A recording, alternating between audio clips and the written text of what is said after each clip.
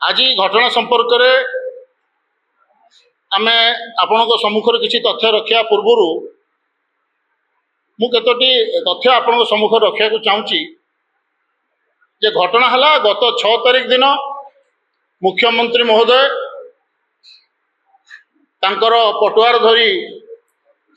पुरी जिबा समय रे अभियोग पुलिस अभियोग कला जे किछि कांग्रेस कर्मी मुख्यमंत्री को ऊपर को कला पताका देखई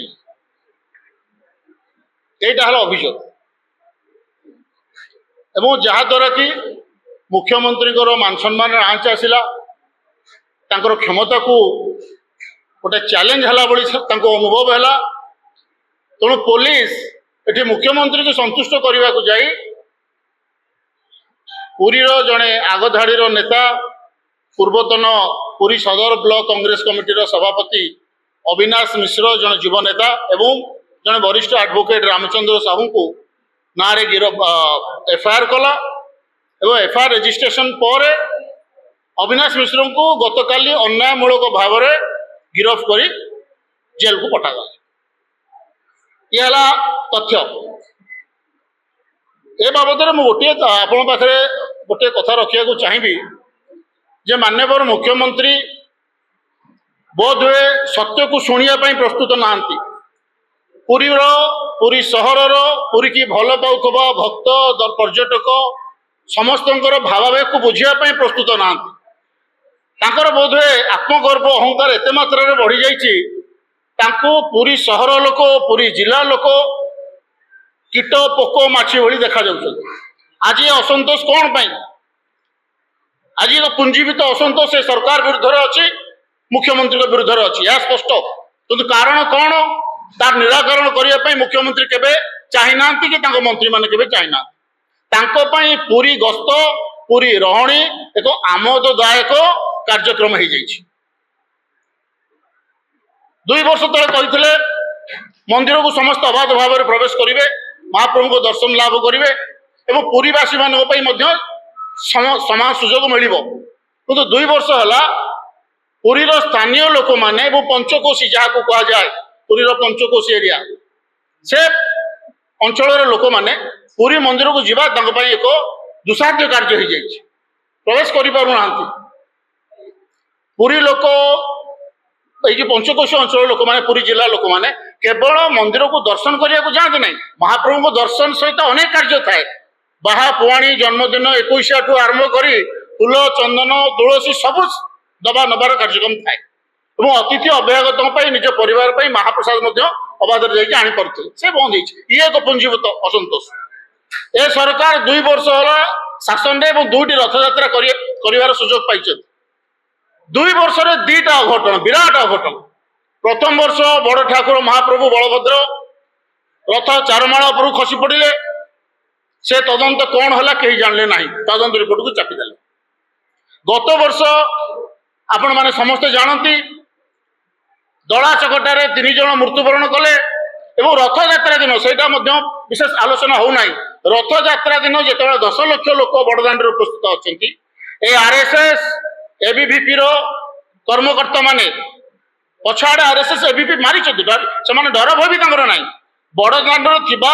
समवेत जनता को 2 भाग करदे भक्त को 2 साइड के पेलीदे दला चकटा से बहुत से रास्तार गले किए पुरीर सांसद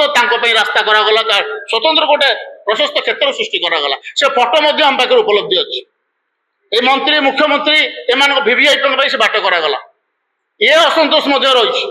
सबुठ आउ एक असंतोष जे पुरी रे महाप्रभु पाखे किछि खनिज संपद रही से खनिज संपद को एमाने शासन को आसला श्रीमंदिर प्रशासन रु नहीं राजस्व विभाग नहीं गला ए खोर्धा अंचल से सब अच्छी पिपिली डेलांग एटी भी अच्छी ब्लैक ग्रेनाइट जाऊ कि कला मुगुनी पथर कहुच्छी बाली अच्छी मंगड़ा पथर खଣି अच्छी या सब राजस्व विभाग को नहीं गले 2 वर्ष है ऑक्शन कले ना या द्वारा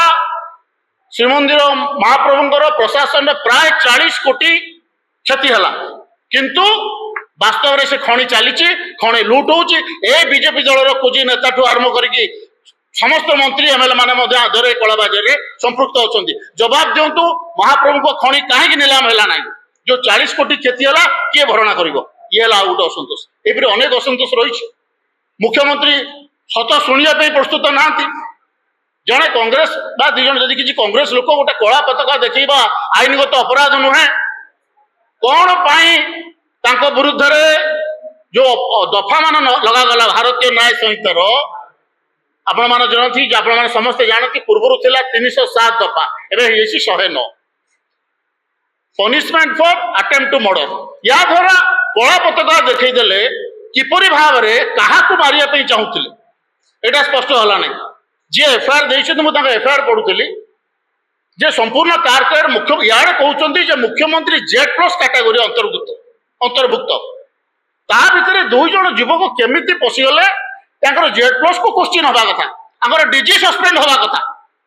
ତାହା ନକରି ଗୋଟେ ଯୁବ କଂଗ୍ରେସର ଗୋଟେ କର୍ମୀକି ଆପଣ ଅନ୍ୟାୟ ଭାବରେ ଗିରଫ କରି